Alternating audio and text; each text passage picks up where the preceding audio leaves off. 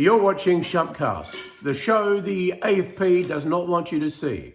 Your host, Tony Nardella and Dominic Sobara. Oh, you went right behind me, huh?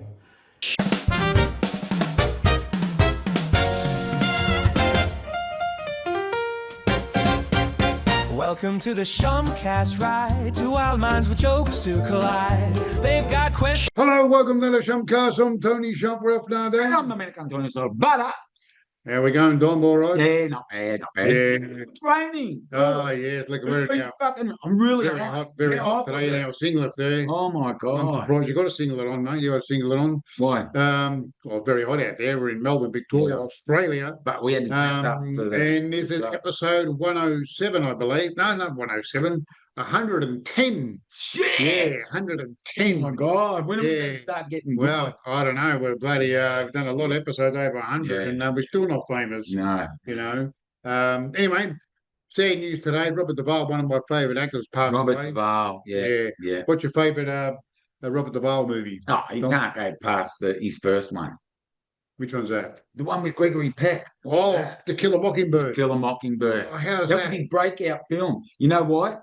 Because he was in the theatre. He was in. Oh, that's right. Yeah. Yes, yes. And then that was his Yep. first movie, and he First- should have got a bloody Academy Award for that. Oh, I think he was in it for much. I think he was He was in it. or something. He was He the was neighbour, in it. next door neighbour. Yeah. Yeah, next door neighbour. Yeah. But anyway, but he was great in The Godfather. Godfather was. Apocalypse Now. Yeah. I love the smell of napalm in the morning. Yeah. What a great line. It was just amazing. It was a great film. It took 3 years to make. Yeah. They don't make them like that anymore. No. Those movies anymore. No. Anyway, today's show, Who we got? we're happy to have Chris Maric. With Maric. Maric, did I spell that? Maric or Did I- Maric? Yeah, don't know, Maric. depends. M-A-R-I-C. Yeah. M-A-R.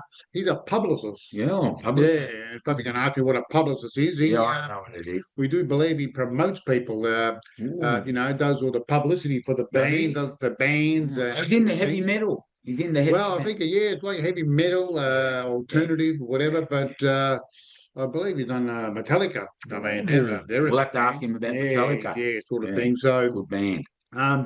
look, further, no more to do. He's Let's on get the him phone. on. What's his name? Chris Maric. Chris Maric. Chris Maric. Hey, Chris Maric. All right, fire away. Chris, did we get that? Did I say Oh, it yeah. right, surname right? Yes. Only in Croatia would you call me Maric, or if you're a substitute teacher at my high school trying to be a smartass. Oh, so Otherwise, it's not Maric. it's Maric. It is Maric, yeah. It's Maric. But, you know, yeah. In Maric. Australia, but it's you Maric. say, yeah. See, us right. Italians would say Maric, like Oh. you, because you're an Aussie in that. Oh, yeah, right. Maric. Right. Yeah. All right, Chris. Now, Growing up first southwest question, Sydney, it was definitely Maric. You know, oh, you're from Marrickville. Very funny. Ah, yeah.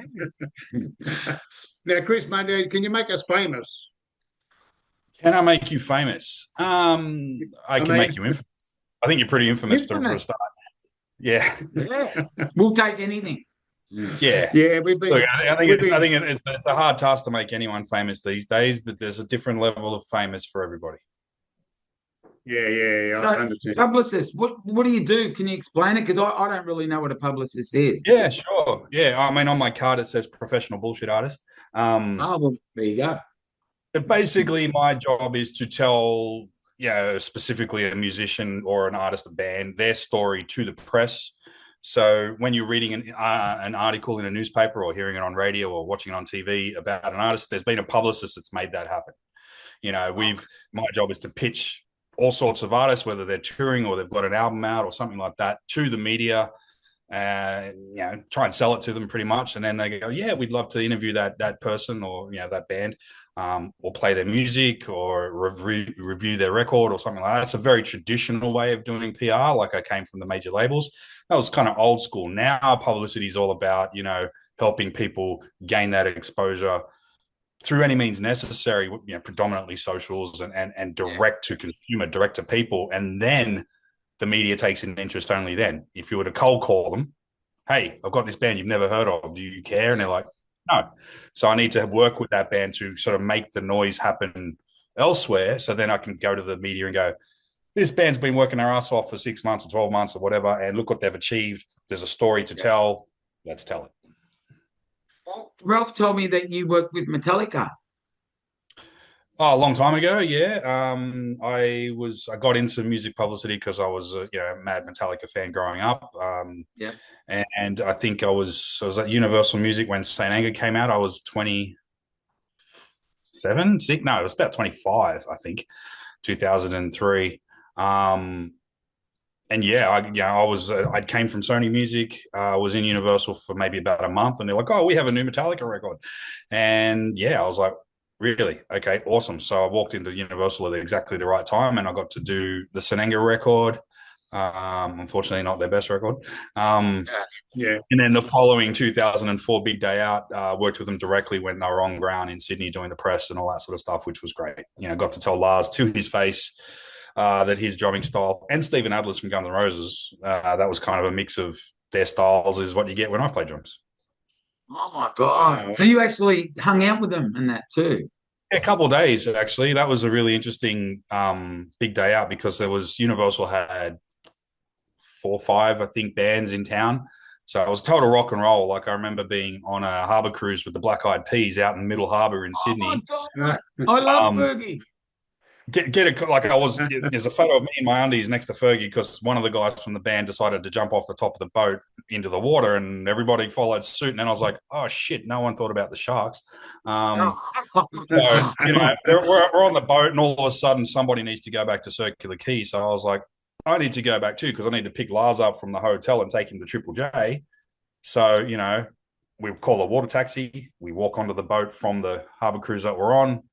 Water taxi back to Circular Quay, go around, pick up Lars with his driver. We go to Triple J. My hair's all everywhere, all, sun-kissed and all that shit. And then, so, you don't get pretty much more rock and roll than, that unless you're doing that was fun. It was also a lifetime ago. And then, never really learned, hang out with Metallica 20 plus years ago, but then, by association, the music industry and in particular the heavy music industry is very tightly woven. So, you cross paths with crew members and other bands and managers all the time. So it's like, I know the guys from Iron Maiden and their crew. So, they're mates with Metallica and so forth like that. That's, the kids are close. There's rock stars and there's levels of rock star. And it's like, I talk to everyone from the emerging garage band to the biggest ones, which is awesome. Well, the lead singer of Iron Maiden just recently died, didn't he? The one with the blonde hair. The original. The original one, Paul Di'Anno. Yeah. Also, Bruce is very much alive. Also, they've got a replacement already, or he left ages ago, did he? In like 1981. Okay. Oh, wow. Well, the original singer died. The first 2 Iron Maiden albums had Paul Di'Anno on vocals, and then Bruce Dickinson came in 82 with Number of the Beast. So he's been their singer, not the whole way through, because there was a mid-90s changeover with a guy named Blaze Bailey. But the original singer, Paul Di'Anno, he came out here for an Australian tour, I think in 24, which was pretty badly, it didn't go too well. And then soon after that, he passed away. Yeah, he was not a very healthy man. And what about you? Do you play music? Are you musical? Have you been in a band? Well, yeah, I mean, I used to be back in the day, like, prolific drummer. I was in a band with all my guys we all worked for Sony Music, so we were kind of like the Sony band. And then I got kicked out of the band when I went to Universal because when we used to go to rehearsals, everyone would bitch about the day, and I couldn't bitch about the day because I work for a different company. So I was like, we can't bitch about something because you're here. And I'm like, let me tell you, it's the same shit, different bands. So that kind of ended that. And, I've had kits for over the years, but it's hard to move house with drum kits and they're noisy and all that kind of shit. So it's like, I'd love to get to a point, and maybe I'll do it, soon, and just buy an electronic drum kit where, you can wear headphones. Well, that's what I got. He's a drummer. Yeah. He's just bought electronic. I love it. It's the best thing. Takes 5 minutes to pack up. Yep. It doesn't sound the same. Well, you get the ones with the mesh skins, like the Roland ones with the mesh skins, you can make it sound like anything. You can make it sound like the Def Leppard. You can make it sound like a jazz one. So, I mean, I think that is more interesting too, because then you can play it. Like I hit hard. I had an old mate that used to work for a drum magazine, and my nickname from him was Crusher, because everything he gave me, everything he gave me, I'd break. He'd give me like 3-trunk drumsticks. How are those 4/4s going? I snap them. How's that $800 China cymbal that I gave you? I'll put a crack in it. Oh, what the hell are you doing, man? So it was like, I can't play softly. So, you know, with an electric kit, you can kind of tinker around with it and you know. They used to call him the dentist. They used to call him Yeah. the dentist. The dentist Why's drummer. The dentist drummer. I fill in all the gaps. Fills in all the gaps. Yeah. Very good. Don't Actually, we can do a skit about that, yeah. Now, Chris, you've been doing this for like 30 years, and You don't look old. you started your own company 2013, is that right? Yeah, so almost 30 years. I think, 30 years would put me at the first year. Well, 30 years would put me in the last year of university. But I was always working through that time, whether it was, from high school, really local sound, managing bands. I actually had to do a band assignment in my last year of uni, which I found the paperwork for a few years ago. And I'm like, except for the fact that there's no online component of this because the internet didn't really exist in 96, everything that I did for the band that I was managing, I would do now, and I do now. So I was like, I was kind of on the money from the start. I came from university. The quick bio is I worked for Channel 10 in Sydney for a couple of years, then always wanted to get into music. So then it was Sony Music, Universal, EMI, a company named Riot for a while, about 7 years. That was like where the merging of the major label and the heavy came together because it was a heavy metal distributor, and we acted like a major label. And then in 2013, launched Maric Media and never looked back, really. I mean, that's just now I do several European and American labels into Australia. I do a whole bunch of touring for different promoters. I work with independent bands as well. From literally, hi, I put out a single and I need help, to bands that have been around for 20 plus years and everybody in between. So, it's never a dull moment in that respect too, because it's never the same day. So you obviously seen the music industry has changed in the last 30 years. I mean, it's like now with social media. Yeah. It must be hard for a band these days. What do? They release a single or an album? They make an album. They tour. What's Download? Yeah. I mean, back in the day, it was. Sorry, go. Back in the day, the record company. Back in the day, the record company would, like the band, and they would give them money. They would, what do you call it? Nurture them, get them going. Give them money to rehearse and, write songs. But now, how does it work? Yeah, a label in that respect doesn't exist like that anymore. Just because the return isn't there for their investment. Like back in the day, Dire Straits or U2 would go into a recording studio for 6 months, and it would cost the record company $5 million, and they'd get it back. And stuff like that. And now it's like, well, when the number one album sells 3,000 units on the chart, that's not making anybody any money.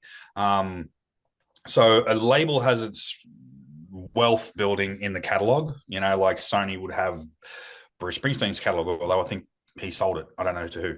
But, they have all of that depth of all the classic stuff. That's where they make their money in streaming and stuff like that. So a young band starting out, or even a mid-tier band that's kind of label-less, they have to grind more than ever before, But it isn't just the same formula of release a single, release an album, go on tour. That model doesn't work either, because there's so much of that. Like behind you, is an entire friggin' wall of CDs, and that's not all of them, but it's like, I'm a 48-year-old man, and you've got a band. Yeah. Good for you. Where do I fit it in my wall? How do I break new music when I'm not really looking for new music in my life? And some people are, some people aren't.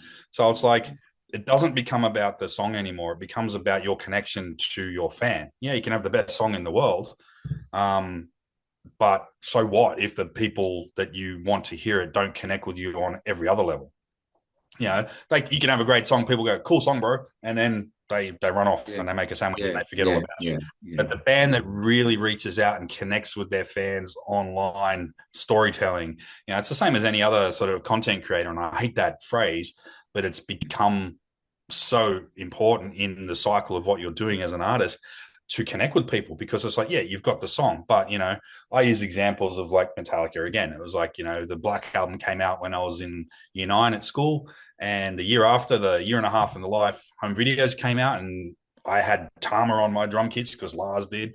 And then there's one scene there where we go scuba diving, and I turned to my mum and I'm like, I want to go scuba diving. I want to learn how to scuba dive. She goes, why? I'm like, because Lars is.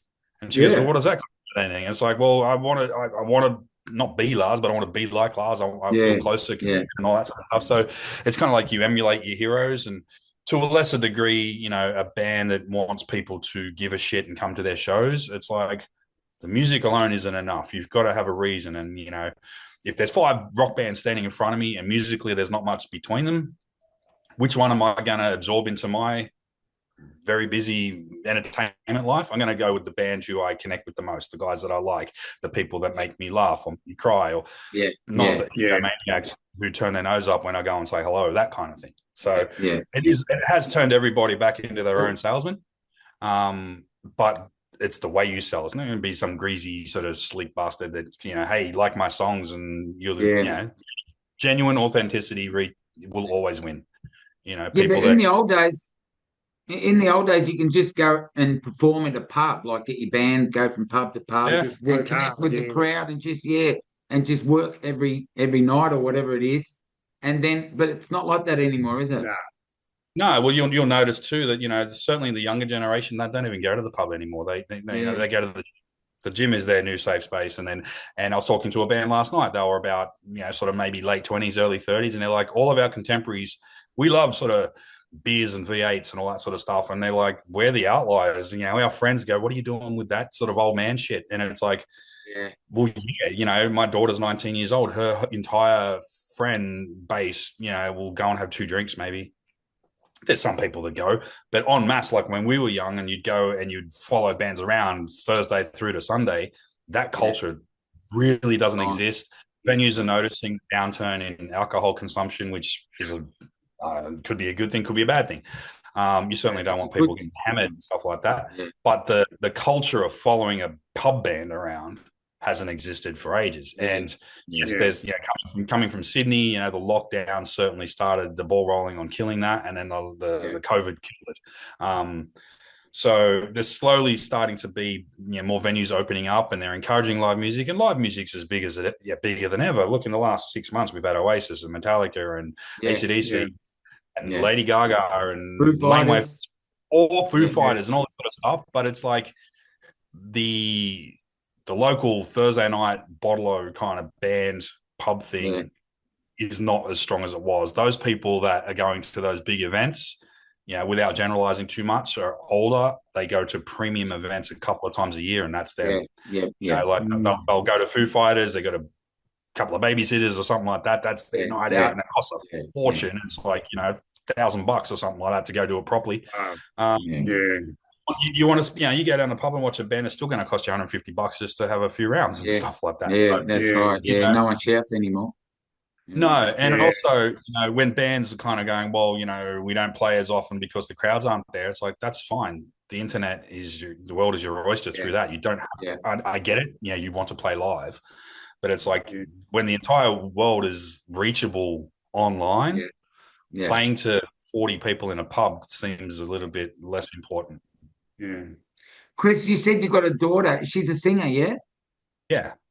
And Amy Isabel's name. Is she in a band? Have you promoted her? Singer-songwriter. Like I love that she's the kind of mix between her generation and mine. So she knows as much about Taylor Swift as she does about Wasp and Metallica and Slayer. Beautiful. Not that her songwriting is a mix of those, but it's just a bit more rounded. Mature. So a bit rounded, So, you know, she's great at covers. She does really interesting covers of everything from Fleetwood Mac to Linda Ronstadt to she does a mad Holy Diver as well. But then her originals are really, really mature for someone her age. Even she's been writing since she was like 15 or something.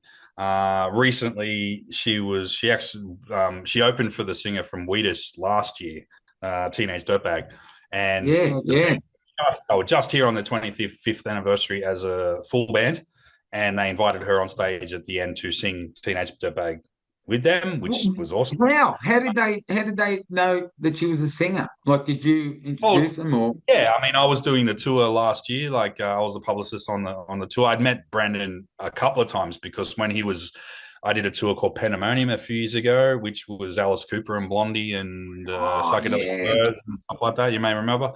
Wheatus was on that. And so, I looked after teenage dirtbag when I was at Sony 20 plus years ago. Like, so I was there from the sort of start, you know, taking that to triple and all this kind of thing, along with the other Sony team. And, you know, got sort of friendly with Brendan because it depends on the artist. Sometimes I talk to artists via management or via an agent. Sometimes I talk to them directly. So I've been sort of friendly and direct with Brendan, the singer from Weedus, for years. And, you know, so we first met physically at the Pandemonium thing. And then 6 months later, he's back here doing an acoustic tour. And my daughter was offered through the promoter the chance to open for him. And he was standing there watching me, watching her play. And he's like, she's incredible. That's awesome. And then January just now, they're back. Hey, you know, there was no room to have Amy open on that show, but she was on side of the stage doing some filming. She does content and all that sort of stuff for bands. Yeah. And basically they just grabbed her. And it's like, come up on stage and sing the finale with us. And she was like, okay, that was awesome. And, you know, now she's just started filming TV at JMC Academy because she's really good at creating content for artists. She's done music videos and all this sort of stuff. And she's only just turned 13. Oh, good. So you know, she's done content for Knotfest and for Pandemonium Tour and other sort of things. And so that's kind of going to be her focus. You know, artist first, yes, but then as a secondary career, being a creative content filmmaker. How did she become a creative content? Like, did you help her out with that, or was she always interested in making videos? Yeah, always. I mean, you know, kids just live on their phones and all that sort of stuff. And before we moved to Melbourne 3 years ago, we lived in the Blue Mountains in Sydney, and she just started, I think it might have started for her in lockdown because she spent 3 of those high school years working from home. She just started making movies and stuff like that to the point where she was winning Blue Mountains film awards and stuff like this. And all these other international things, and she just because I guess she's so musical, she had this really good knack of editing that was a melodic way of editing, which is a weird thing to say, but if you see it, you get it. She edits to the timing, and she's got a good eye for that kind of thing. Even if there's no music there, just the feel, the flow, and all that. That's something that you can't really teach, but it came naturally to me. And it just progressed from making sort of, you know, movies, amateur sort of thing, and winning some awards to, hey, do you want to do some content for the bands? Like, you know, she's grown up in this whole thing her entire life. Like, I've been doing this longer than she's been alive. So, you know, for her, me sitting there emailing rock stars is Tuesday afternoon. You know, so yes, she gets starstruck. She lost her shit when she met Kiss. Like, it was what? like she met Kiss. Met Kiss. She was uncontrollable. It was quite funny. Yeah. What you just go up to and say, hey, what's doing, Gene? You know what? Pretty much. I mean, you know, the promoter that was doing that tour, I've worked with on other things, and he's like, hey, come to the show, and you know, we'll introduce you to the guys. And it was like, we had to try and really keep that a surprise from Amy. And then when she met them, she's in love with Paul Stanley. And I'm like, you know, Paul Stanley's the same age as Grandpa, right? And she goes, I'm in love with like 1984 Paul Stanley. And your dad was a roadie, wasn't he?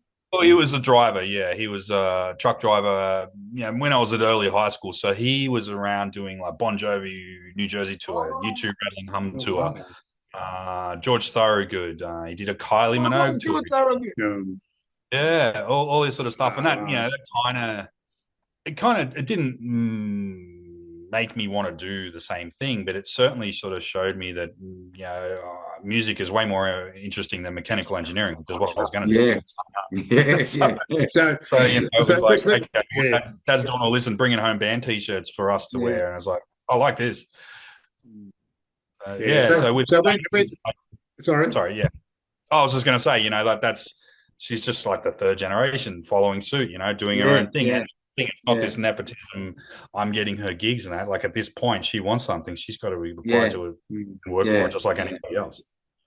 Yeah, because I've got a couple of girls, or my youngest twins, they've just been recording songs and stuff too. They're doing it off their own bat and stuff.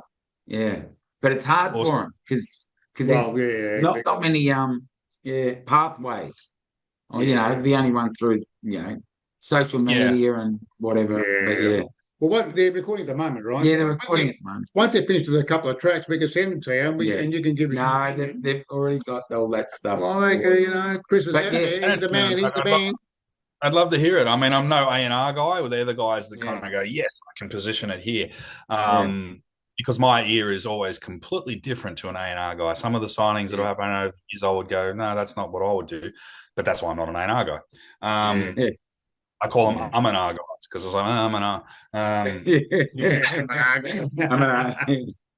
But it's a different kind of thing. It's like, having the music is a half of the piece of the puzzle. The other half is connecting with people, and well, not necessarily the right kind of promotion. I would rather have an artist have 1,000 real true fans than 100,000 window shoppers. That number, it doesn't mean shit. It's like, there's all these marketing companies up there. I can 10x your numbers. It's like, great, but what relevance does it have? If you have 100,000 people, suddenly last week you had 10 and now you've got 100,000. It's like, do those 100,000 give a shit about you, or it's just inflated this week and goes away next week?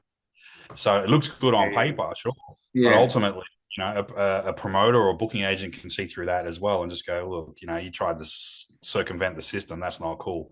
There are genuine cases of, connecting with those people and they rock, but, and it goes really well. But you've got to be, it yourself, you're always wanting more from that artist. It's not like the old days where you could drop an album and then go away for 5 years and come back and pick up where you left off. It's like, you need to be consistent, because it's not that people forget you. It's just that there's something else in their face right now.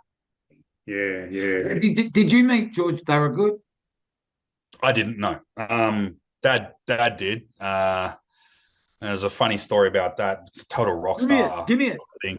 Yeah, well, apparently, so this is like 89 or something like that. They were in Melbourne, and someone at some point in the day said that George needs this certain scotch before he plays, and no one had it. And for whatever reason, no one in Melbourne had this scotch either. So to make the show happen, they had to send a runner on a plane back to Sydney to pick up this scotch and come back and bring it to him. And there you go. Now you can go on stage. And it was like, okay, there you go. That was a $1,000 scotch by the end of the day. But that's one of there's books of crap that I could tell. I thought Mariah Carey was the only one like that. It has to be like a certain temperature. I think back in the day, you could probably get away with a lot more. Most bands these days, like you walk into a backstage and it's 5 guys on 5 laptops. There's no massive party. No one can afford that. No one that carries on like that. It's a lot of bygone eras that kind of, trash hotel rooms, Led Zeppelin style. That just, you trash a hotel room, you got to pay for it, right? No one's doing that. But you did meet Glenn Hughes from Deep Purple and also Alice Cooper. Is that correct? I've been Alice's Australian PR since 2005. I love Alice Cooper. I love Alice Cooper. Yeah, he's great. What's he like?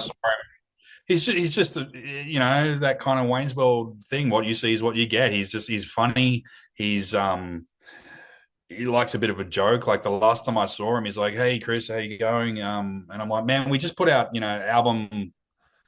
I can't remember the number of it. I was like, I think it was like 32 or something like that. And he goes, well, I want to get to 50. So 50 albums. I'm like, you're 76 years old. And he goes, yeah, no, I better make a move on it. And yeah. Well, he's sober and all that now, isn't he? Oh, long time. Yeah, long time. Right? For a long time. Yeah. I mean, most of those guys, you can't do what you do unless you're fit. Like those guys are unless playing. You Keith Richards. Well, I think he's kind of pickled in some way. I mean, the same thing with Lemmy. Like Lemmy. You met Lemmy. He couldn't. I met Lemmy. Yeah. My God. Again, I've been Motorhead's Australian PR for the same time, literally about the same length of time as I've been Alice Cooper's PR as well. Because a lot of these bands are on these labels that have the same team working for them for years, So the labels that I've been looking after, I have been for forever. So it's just like you're the Australian guy for Motorhead, for Alice Cooper, for Deep Purple, for you name it. So it just keeps going. and it doesn't for 1 second, do I forget what a privileged position that is too. It's like, you get a text that Lemmy's dead and you're in the supermarket and you just go, your blood runs cold, right? And That's like, when he died. Well, management did, yeah. I mean, I've still got the guy's number in my phone. I'm like, actually, a mate of mine dared me to ring it like last year. And I was like, unfortunately, it's like this number's disconnected. But I was like, wouldn't it be freaking awesome if Lemmy had just recorded something going, "You've reached Lemmy from hell." Yeah. And it's a voicemail. Yeah. I mean, it's amazing. I can't say the thing that, the bands whose posters were on my wall when I was 15, 16, so many of them I get to call my friends or at least have worked with them now. And that's just incredible. Well, Chris, why aren't you writing a book? Like, why don't you bring out like a I think that would sell. I think everyone has to be dead before I write my book legally. No, funnily enough, that's on the cards. It's like, as a PR, sometimes you're running 20-hour days and you don't have a chance to do anything. But I've got books about been going to Europe and European festivals for 20 years. So it's like there's a story there about my character development. How I've gone from the first time I went over there as a kind of naive Australian abroad dickhead to seasoned road warrior guy who just has a backpack and goes and doesn't even need a map when he gets to London, kind of that kind of story. And same with the music stuff. It's like, do I want to have a sort of, I started here and I ended up here and here's everything that happened in between. That's one option, but then it's like, it's kind of boring. Maybe not. I was with a band. It's not boring. I was with a band in Adelaide the other week, and I just, too many spoons. I dropped all the spoons, name dropping, and all that sort of shit. And people were like, I'm like, I should stop talking because you probably think I got a big head. And they're like, no, tell me about the time that you did. This I know. It's interesting. It's very interesting. Be good. Well, we were watching these people and we grew up sort of idolizing them, and you fucking met them all. Yeah. As from this weekend, Chris, we're going to start hanging around with you. Yeah. So we can go meet all these people. Is that all right? Cool. Yeah. I mean, I think the only couple of people that haven't on my bucket list to actually meet properly is Nico and Steve from Iron Maiden and James Hetfield properly. I've walked past him and we've said hello, but I haven't really met him and done anything, because when I did that Metallica tour, it was Lars and Rob went with me, James and Kirk went with the other publicists, and we did our own thing to just, divide and conquer kind of thing. I did stand on side of stage with Hetfield while we were watching Ghost, I think, Download, and he was air drumming with his chicken wings, and it was funny. You don't interrupt the man while he's watching a gig, do you? You just let that. It's kind of a funny thing to say, but it's like that's the extent of the wish list, because it's like I did Black Sabbath, I did Dio, I did Motorhead, I did Alice Cooper, all this kind of incredible stuff. Pantera, met Dimebag, oh my god! Well, there you go. Big Four: Metallica, Anthrax, Megadeth, Slayer. Did tours with all of them at one stage or another, and it's like, kind of, there's, and it's really interesting because there's like people go, oh, what's your favorite rock star? My favorite rock star isn't a rock star. He was the commander of SEAL Team 6, which was a guy named Richard Marcinko, and he died on Christmas Day a couple of years ago, like 82 or something like that. But he was like an inspiration for me in terms of working and getting the job done and all that sort of stuff. And if he was in a band, he would absolutely be in Motorhead. And even that guy, I got a signed block mount poster because I contacted, the Navy office, and I got through to him and I got messages and all this kind of stuff. So I managed to still communicate with one of my heroes, and that was fucking awesome. Very, very, sort of, he was a rogue guy. Like, his books are called The Rogue Warrior. So he was against the system, against the grain thing, which is so metal anyway. So that's kind of how, I looked at life and all that sort of stuff, because you can't do anything, traditionally without bending the rules a little bit.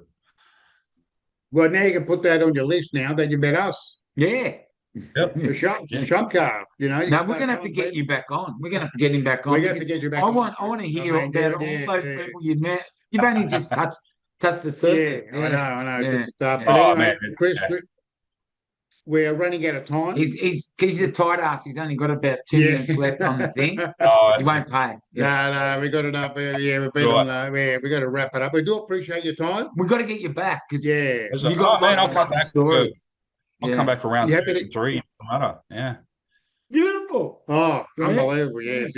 When girls finish their demo, When the girls they're recording. Idle Minds, they're called. I'll send it to you. One Okay. out. Yeah. And Please. appreciate your time. Yeah. And everyone, thank Chris Maric. Maric. Chris Maric. Hey! Chris Maric. That's his name, not Chris Maric. I know. He bloody Aussie say Chris Maric. Yeah. Chris Maric. Chris From Maric. Croatia. Big strong man. He's a top man. Big strong. Well, there you go, mate. So if you're a musician and you want to listen to this He's got podcast, Publicist. you want to go back and listen to it again because he's made some very good. Yeah, we've got to get him back on the show because he knows lots of people. I wanted to ask about George Thorogood and bloody Lemmy. He met Lemmy and all that before he died. And then when he died, he got a bloody text message to say he died. So yeah. How did he die, Lemmy?